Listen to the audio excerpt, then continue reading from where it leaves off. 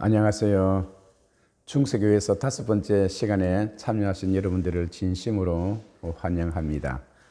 오늘은 특별히 로마의 교황청과 신성로마 제국에 관한 부분과 또 교황청의 타락과 부패에 관한 이야기를 서로 나누면서 하나님이 우리 이 땅에 있는 교회에 대한 하나님의 간섭과 하나님의 관심도가 얼마나 높은가를 한번 생각해 보고자 합니다. 로마서 1장 16절 이하의 말씀해 보시면 내가 복음을 부끄러워하지 아니하노니 이 복음은 모든 믿는 자에게 구원을 주시는 하나님의 능력이 됨이라. 먼저는 유대인에게요 그리고 헬라인에게로다. 복음에는 하나님의 의가 나타나서 믿음으로 믿음에 이르게 하나니 기록된 바 오직 의인은 믿음으로 말미암아 살리라 함과 같으니라 라고 하였습니다.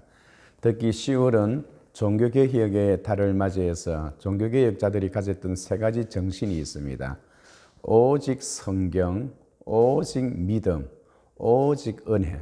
이 세 가지의 종교개혁자들의 정신이 오늘 교회사를 공부하고 같이 접하는 우리들의 정신과 신앙이 되었으면 좋겠습니다. 사실 보면 이 632년에 모하멧이 죽고 난 이후에 이 아라비아의 돌풍이 결국은 저 서유럽에까지 스페인과 포르투갈까지 그 영향이 미치게 되었고 마침내 그들은 프랑크 제국까지 올라가게 되었습니다. 그 당시에 이 동로마 제국은 이 서로마 멸망했던 이 지역에까지 세금을 받으면서 간섭을 하였어요. 그러나 정작 게르만 민족이나 모슬림들이 쳐들어왔을 때에는 그들에게 이렇게 세금은 받으면서 지켜주지 못하는 가운데에 오히려 간섭은 하고 지켜주지는 못하고 세금은 받아가니까 서쪽에 살고 있는 사람들의 불만이 보통이 아니었습니다. 이 이슬람족들이 쳐들어오는데 여러분 동로마 제국에서 군사를 파견해서 그들을 막는다는 것은 도저히 불가능하지요. 동로마 제국도 밑에서 떠오르는 그 페르시아 제국과의 전쟁 때문에 서쪽을 도와주고 관리할 그런 기능이 제대로 되지를 못했습니다. 그런 가운데 프랑크 제국을 지키는 하나의 영웅이 나타났는데 우리는 그를 칼 마르텔이라고 합니다. 732년 그는 밑에서 스페인 쪽에서 이 프랑스 쪽으로 쳐들어오는 이 족들을 이 이슬람 이 군대를 막아내고 마침내 프랑크 왕국을 지키는 데 성공을 거둡니다. 만약에 그때 이 모하멧이 그 지역을 다 점령했다면 아마 유럽 전체가 다 오늘날 이슬람 국가로 변했을 것입니다.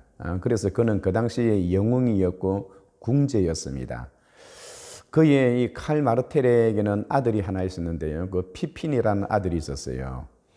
이 피핀이라는 아들이 원래 여러분 이 프랑크 제국에 두 개의 왕조가 있었는데 하나는 메르빙거 왕조이고 하나는 카를로스 왕조입니다. 메르빙거 왕조의 왕을 몰아내고 피핀이 자기가 왕위를 차지하면서 카를로스 왕조를 열었어요. 그리고는 그의 아들 피핀의 아들 이 샤를 마뉴가 특별히 800년 12월 24일 레오 3세에 의해서 교회에서 이렇게 대관식을 받게 되었습니다.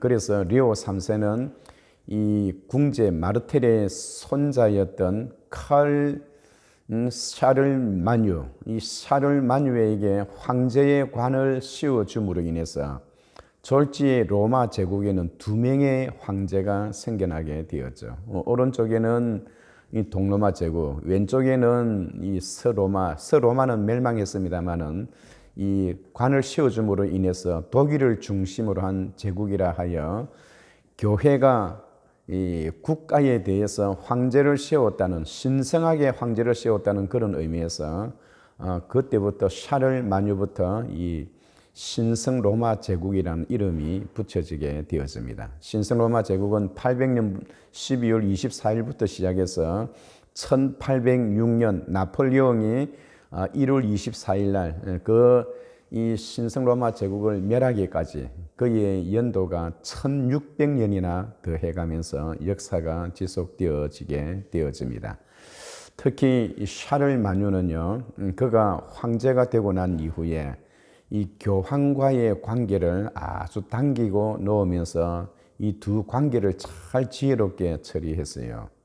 그는 무엇보다도 수도원을 건립하고 그리고 학교를 건립하고 특히 학교는 그 수도원에 있는 학교를 통해서 국민들로 하여금 그 프랑크 제국 안에 살고 있는 그 국민들로 하여금 이 과거 이 문학을 공부하게 하고 예술을 공부하게 하고 이 신앙을 새롭게 정비하게 하면서 가난한 자를 돕고 이 제국을 완전히 신성로마 제국을 완전히 새롭게 개혁시키면서 하나님을 향하게 하는 데에 최선을 다했죠. 그런데 이 샤를 마뉴가 살아있을 때에는 교황과 황제와의 관계가 아주 지속적으로 좋았고 또 교황들도 상당히 신앙적이었습니다. 제가 지난 시간에도 말씀드렸습니다만 그리고리 1세 같은 경우에 그가 이 교황의 자리에 올랐을 때 얼마나 그가 회개 기도하고 수도원을 건립하고 가난한 자를 도와주고 전염병을 그렇게 나돌아다니면서 수없이 많은 시체들이 땅바닥에 뒹구는데 아무도 손을 대지 못하는 가운데 교황과 그와 함께하는 자들이 자기들도 전염병에 감염되어 죽으면서도까지 이 사회를 개혁하고 새로워지려고 했던 그런 적이 있었습니다. 그런데 세월이 흐르고 시간이 흐를수록 이 교황의 자리가 상당히 사람을 교만하게 만들었고 특히 이 샤를 마뉴 세속의 권력까지 교황이 지명을 해서 이 왕관까지 세워줬으니 이 교황의 힘이 얼마나 강했겠습니까? 그러나 카를로스는 그가 살아있을 동안은 이 교황과의 관계를 아주 잘 하였고 또 그리고 교황들도 이 카를로스 이 샤를 마뉴가 814년에 이 세상을 떠났는데요. 814년을 떠나고 그리고 교황들이 계속 몇 번이나 교체되어지는 가운데 요한 8세까지는 교황들이 다 거의 신실했어요. 요한 8세 이 요한 8세까지는 교황들이 신실했지만은 요한 8세가 죽고 난 이후부터는 이 교황의 색깔이 달라지기 시작합니다. 특별히 이 세르비우스 3세, 이 세르비우스 3세라는 것은 904년부터 911년까지 7년 동안 교황의 자리에 있으면서 이 교회를 병들게 만들었던 그러한 장본인이죠. 세르비우스 3세부터 이 요한 12세까지, 요한 12세는 955년에서 962년까지, 964년까지 그렇게 교황의 자리에 있었습니다. 그래서 요 약 60년간의 이 기간이 이 로마 가톨릭의 역사 속에서 아니 중세 교회의 역사 속에서 가장 교황청이 타락하고 부패했던 시기입니다. 그래서 우리는 요 60년간 세르비우스 3세부터 요한 12세까지의 이 기간을 포로노크라시라 합니다. 포로노크라시. 포로나라는 것은 도색이라는 말이고 클라시라는 정책이라는 말하는 거예요. 얼마나 이 교황들이 타락하고 부패하고 특히 10세기 때에 이 10세기 100년 동안에 이 교황이 22명이나 교체되어졌고 또 어머니와 딸 사이에도 누가 어머니고 누가 딸인지도 분간하지 못할 정도로 이 여자 관계가 아주 심각했던 시기가 바로 이 10세기에 이 100년 동안 있었던 그 사건들입니다. 특별히 요한 12세 같은 경우에는 상당히 문제가 보통 심각한 것이 아닙니다. 요한 12세는 그가 955년부터 964년까지 이 9년 동안 교황의 자리에 있었을 때 저 동쪽 유럽에 있는 사람들이 외부에 있는 사람들이 성지 순례를 할 수 없을 정도로 특히 여자 같은 경우에는 더욱더 그러했습니다. 이 강간과 폭력과 살인이 난무했던 그런 시대이고 이 교황청의 타락은 이루 말로 다 할 수 없을 정도로 그렇게 타락하고 부패했던 시기가 바로 이 도색 정치에 이루어졌던 바로 그 시기라고 할 수가 있는 것입니다. 자, 이렇게 지금 교황청이 타락하고 부패하고 있는 가운데요.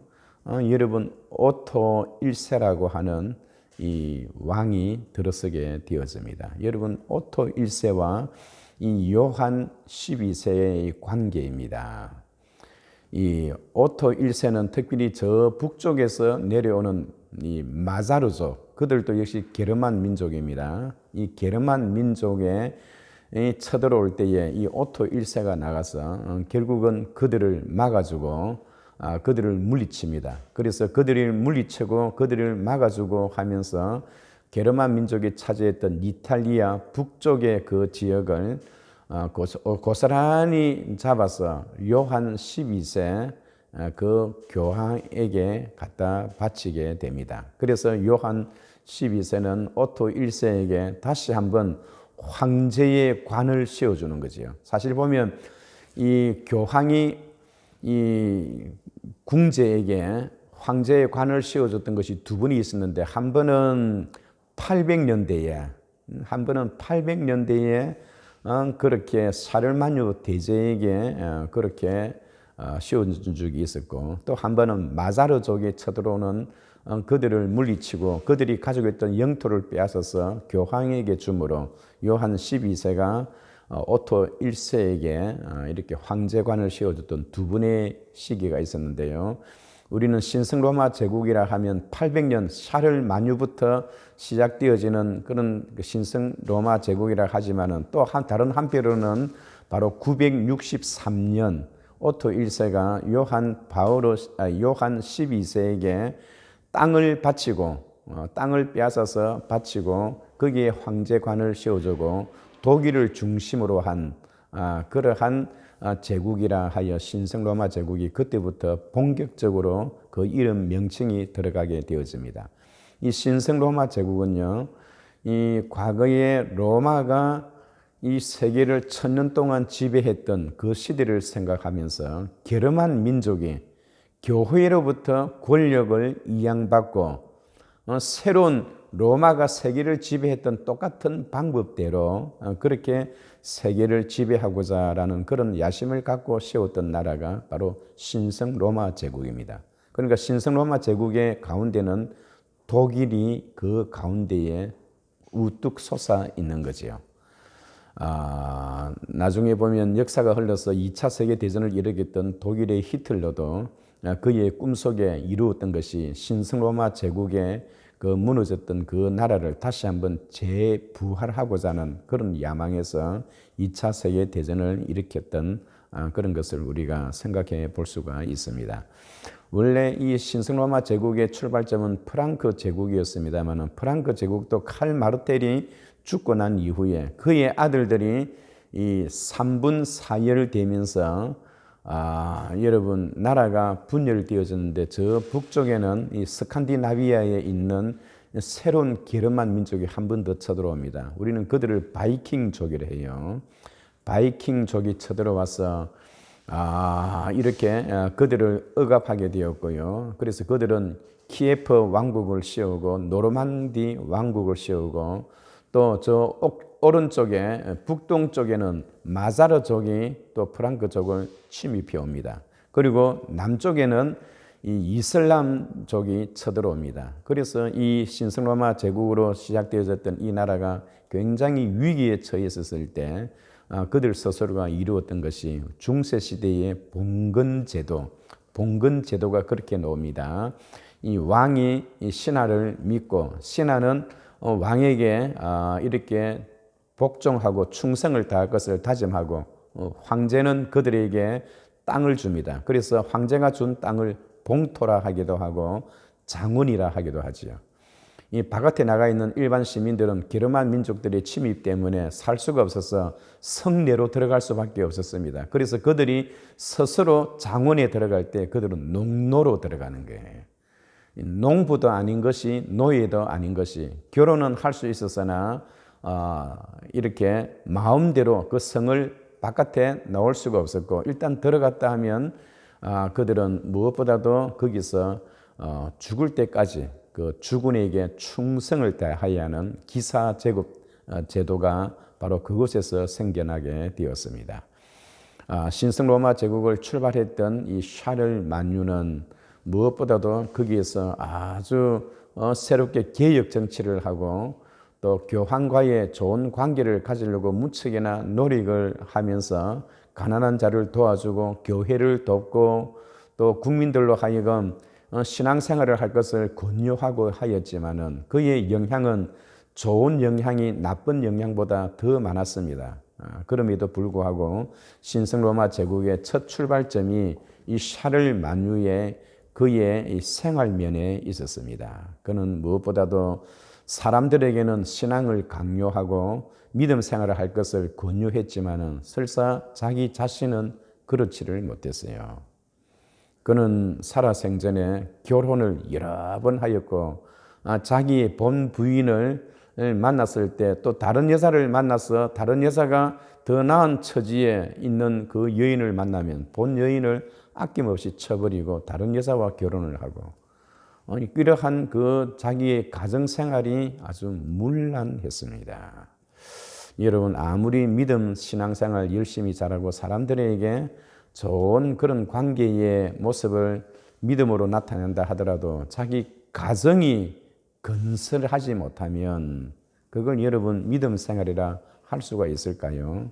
신성 로마 제국의 출발점은 처음에는 좋았지만은 역시 교황청과 좋은 관계를 이루었으나 결국은 로마 교황청도 부패하고 타락하고 나중에는 종교 개혁이 일어날 때까지 그들의 모습은 완전히 참으로 신앙이 아닌 교회가 아닌 믿음의 공동체라 할 수 없을 정도로 타락하고 부패해져 갑니다. 우리는 이 종교개혁이 일어나기 전까지 1517년까지 중세교회사에 있어서는 크게 두 부분으로 나눕니다. 어떻게 나누느냐 하니까 590년부터 1054년까지 이 동서교회의 분리지요. 동서교회가 어떻게 분리되었는가 또 그리고 동서교회가 분리되고 난 이후에 아비뇽 유수까지 원래 교황청은 로마에 있었습니다마는 이 교황청이 타락하고 부패하고 세속의 권력을 탐하고 또 돈을 탐함으로 인해서 결국은 여러분 교황청이 파괴되고 바로 프랑스 아비뇽까지 교황청이 옮겨져서 70년 동안 그곳에서 포로 생활하는 그런 안타까움을 이 역사는 나타내고 있습니다. 다음 시간에는 동서교회의 분리의 원인이 무엇이며 무엇이 교회로 하여금 서로서로 분열되게 되어졌는가 그것을 살펴보면서 중세교회의 역사는 계속되어집니다. 여러분 시청해 주셔서 감사합니다.